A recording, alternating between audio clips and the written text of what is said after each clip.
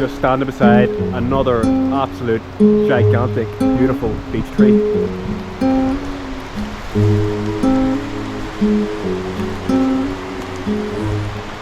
I can't even express how thick and big this tree is. It's just incredible. Here's the view it has. Down to the beautiful Whitewater River rapids.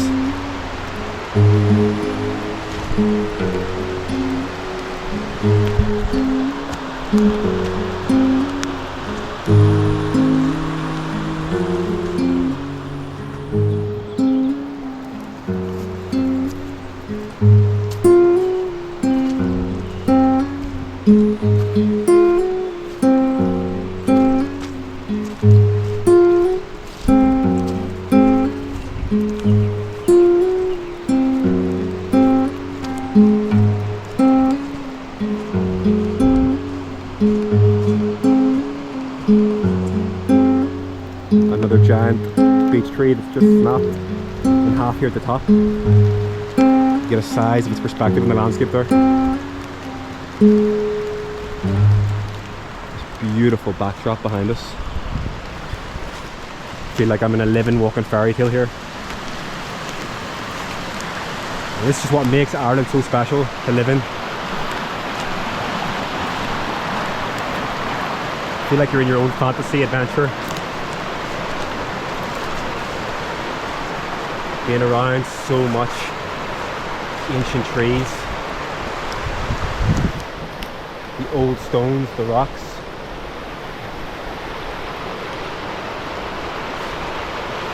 You can imagine the Irish clans walking through these woods, hunting deers, making fires, playing music, telling stories in their raths beside the riverbanks.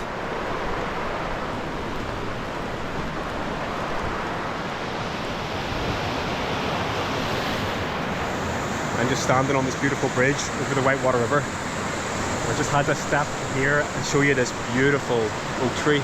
It's just standing on the edge of the river here. It almost looks like an octopus with its tentacles.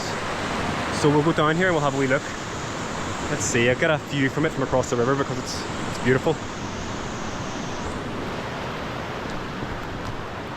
A little bit of a headland here. We can just walk out to it.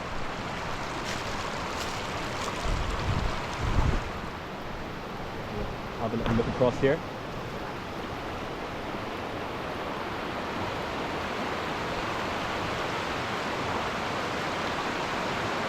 There's something just so magical about that tree.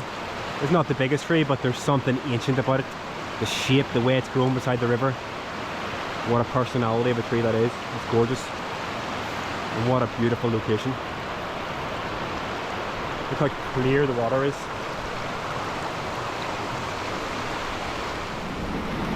Well, you can actually step into it. That is magnificent.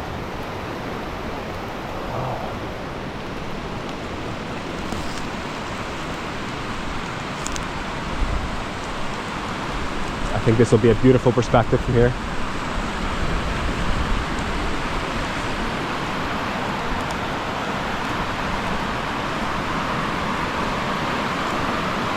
It's just something so ancient looking about this tree. To me this looks, you know, a good 300-400 years old. It's not the biggest, like I say, but the way that it's grown to me just reminds me of a very old tree. So what a pleasure.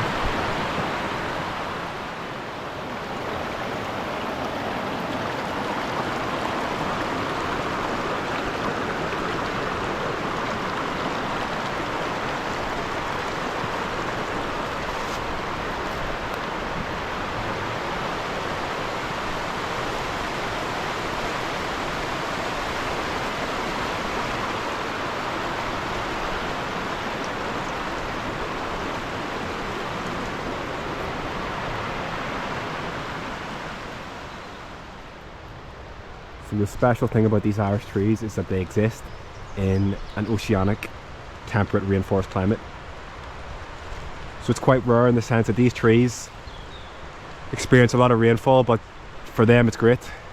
They thrive in these conditions.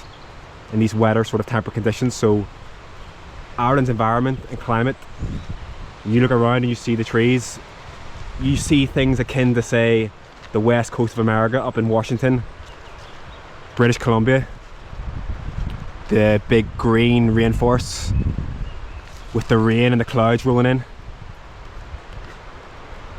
So it's a real mystical and special environment to be in. And these oak woodlands, ash woodlands, birch woodlands, they all thrive in this oceanic temperate climate. And from what I've read, it's internationally rare. And so we're very lucky to be able to be out on these cold, wet spring days, but you get to see the real beauty, the colours, the deep greens, what life is really like in Ireland, because it's not always sunny. You get a sense of the feeling of what it was like for our ancestors to be in these woods. Now, I'm not in the thick woods at the moment, but it's just a good example of the different types of trees that are around. The alders, the birches, the oaks, the holly trees. We're very privileged to be in this environment.